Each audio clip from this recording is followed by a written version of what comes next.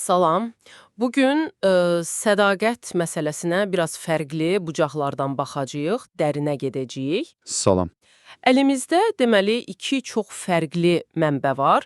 Biri ABŞ yeniyetmələri arasında aparılmış ciddi bir elmi işdir. Bəli.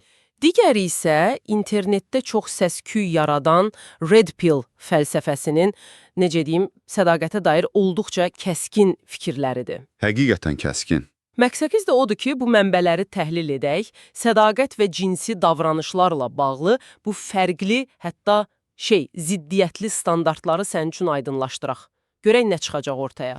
Həqiqətən də çox maraqlı bir zəmindir bu. Çünki bir tərəfdən baxırsan sosial normalar, gözləntilər, Düzdür. digər tərəfdən də münasibətlərin kökündə dayandığı iddia edilən strategiyalar. Tam bir toqquşma. Elədir. Gəl onda birinci ABŞ yeniyetmələri üzərində aparılan o araşdırmaya baxaq. Adı cinsi iki qat standart, yeniyetmə akran qəbulu və davranışlar idi, deyəsən? Bəli. Bu araşdırmanın əsas tapıntısı nə oldu? Yəni, ən çox nə diqqət çəkdi? Yeniyetmələr cinsi aktivliyə necə reaksiya verirlər? Əsas tapıntı odur ki, deməli, yeniyetmələr arasında cinsi davranışlara münasibətdə çox aydın bir iki qat standart var. Yəni necə? Yəni, sadə dildə desək, çoxsaylı cinsi partnyora sahib olmaq oğlanların sosial statusunu, dost çevrəsini artırır, onlar daha populyar olur. Hə, başa düşdüm. Amma eyni davranış qızlarda tam tərsinə işləyir. Onların həmyaşıtları tərəfindən daha mənfi qarşılanmasına, hətta bəzən sosial təcridə səbəb olur. Deməli, bu klassik məsələ elmi olaraq da təsdiqlənir. Bəli, tam olaraq. Cəmiyyətdə çoxdan danışılan bir tendensiyanı rəqəmlərlə ortaya qoyur. Anladı ki, maraqlı bir məsələdir ki, sana deməlidir. Bu standart heç də hamıya eyni cür təsir etmir. Sosial-iqtisadi vəziyyətlə bağlı nəsə var idi? Düz vurğuladın. O çox vacib bir nüansdır. Araşdırma göstərir ki, bu iki qat standartın təsiri sosial təbəqədən asılı olaraq dəyişə bilir. Necə yəni? Məsələn, daha az imtiyazlı, yəni maddi durumu biraz aşağı olan ailələrdən çıxan cinsi aktiv oğlanlar var ha? Hə. Onlar daha imtiyazlı oğlanlara nisbətən öz həmyaşıdları arasında daha çox populyarlıq qazanır, daha çox dost tapırlar. Çox maraqlıdır. Deməli, sosial qəbul mexanizmi heç də belə düz xətt üzrə getmir. Qətiyyən, çox qatlı məsələdir. Yaxşı, indi gəl tamamilə fərqli bir dünyaya keçək. Bu Red Pill düşüncə tərzi.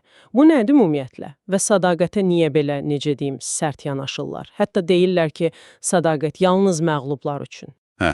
Red Pill. İlk növbədə deyək ki, bu əsasən internetdə yaranıb, kişilərə yönəlik bir fəlsəfədir, bir baxış tərzidir, cinslər arası münasibətləri, xüsusilə də cinsi strategiyaları özünə məxsus şəkildə izah etməyə çalışırlar. Onların baxışına görə, yəni Red Pill nəzəriyyəsinə görə, qadınların sədaqəti mütləq deyil, şərtidir. Və bunu da təkamül psixologiyası ilə, xüsusilə hipergamiya deyilən bir prinsiplə əlaqələndirirlər. Hipergamiya, o nə deməkdir? Yəni, qadınların instinktiv olaraq təbiətən özlərindən daha yüksək statuslu, daha yaxşı bir partnyor axtarışında olduqları iddiasıdır bu. Anladım. Bəs bu tez-tez eşitdiyimiz alfa və beta kişi tipləri və o ikiyüzlü standart iddiası, onu necə əsaslandırırlar? Bax, elə ora gəlirik. Red Pill nəzəriyyəsinə görə kişilər, kobud desək, iki əsas tipə bölünür. Alfa cəlb edici, dominant, amma bəlkə də etibarsız və beta daha stabil, təminatçı, sadiq olan tip. İddia da odur ki, qadınlar güya təminat üçün beta tipinə bağlanır. Amma eyni zamanda genetik cəhətdən daha cəzb edici saydıqları alfa ilə də əlaqə axtarışında ola bilərlər. Və ya daha yaxşı bir alfa tapsalar, mövcud partnyoru, yəni betanı fərq edə bilərlər. Buna deyəsən o mənbələrdə budaqdan budağa tullanma deyirdilər. Bəli, branch swinging deyirlər ona. Bax, sədaqət yalnız məğlublar üçündür ifadəsi də bu kontekstdə işlənir. Güya ki, beta kişinin sədaqəti, qadının bu hipergamik təbiəti qarşısında onun zəifliyidir, oyunu uduzmasıdır. Bu münasibətlərə olduqca, necə deyim, soyuq, hətta mexaniki bir yanaşmadır. Yəqin ki, bu argumentlərin tənqid olunan tərəfləri də var mənbələrdə. Əlbəttə var. Mənbələrdə açıq şəkildə qeyd olunur ki, bu yanaşma həddindən artıq ümumiləşdiricidir, insan münasibətlərinin mürəkkəbliyini, yəni sevgi, hörmət, şəxsi dəyərlər, mədəni təsirlər kimi çox vacib faktorları demək olar ki, nəzərə almır. Düzdür.